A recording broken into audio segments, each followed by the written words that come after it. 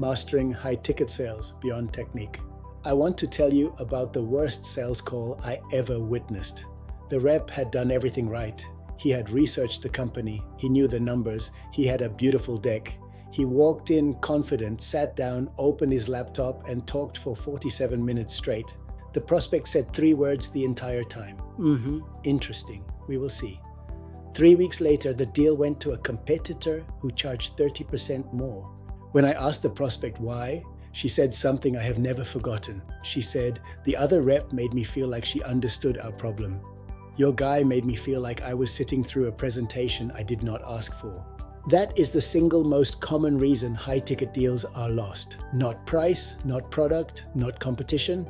The rep talked too much, listened too little, and mistook activity for connection. I have spent over 8 years and closed more than $20 million in high-ticket sales. And the single biggest thing I have learned is this: the rep who talks least wins most. Not because silence is a tactic, but because the moment you stop pitching and start asking, something shifts.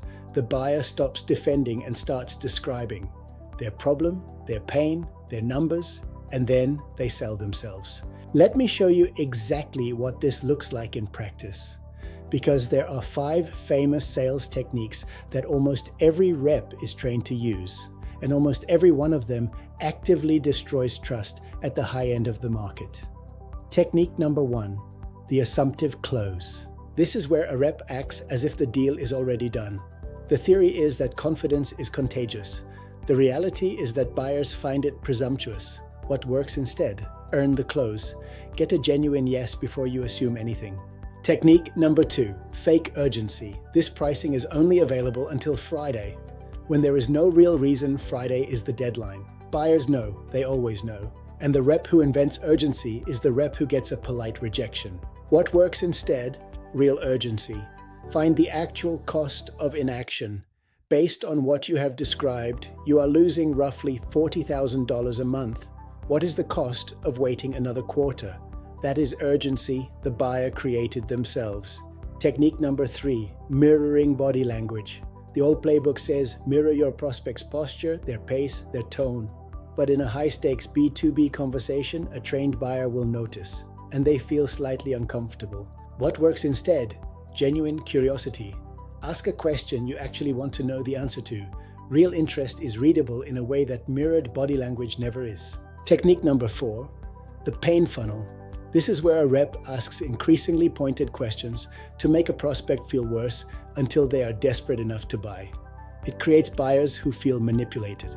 What works instead? The diagnostic. You are not trying to make the buyer feel bad. You are trying to help them see their problem clearly. The difference is intent, and buyers feel it. Technique number 5, the alternative close. Would you prefer the annual plan or the monthly option? Presenting 2 choices to avoid the buyer choosing neither. But framed as a technique, it is transparent, and transparency destroys trust. What works instead? A direct question. I would like to move forward.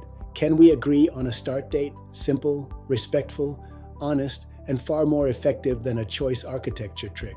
Here is what all 5 of these techniques have in common. They treat the buyer as something to be managed, but elite sellers think differently. They walk into every conversation genuinely uncertain about whether there is a fit. Not performing uncertainty, actually uncertain. And that genuine openness to the possibility that the answer is no, that is what makes every yes more credible. The best sales conversation I ever witnessed lasted 40 minutes. The rep spoke for maybe 8 of them. At the end, the buyer asked, "How do we get started?" The buyer had just run out of reasons not to buy. That is what happens when you replace technique with trust. The one thing that actually works is not a technique, it is a disposition of someone who is genuinely trying to find out whether there is a fit. That disposition, built into a repeatable system, is what I document in the CloseRate Academy. 28 lessons, 7 frameworks, closing bigger deals without the techniques that destroy trust. Join us at closerates.netlifey.app. Let's build trust together.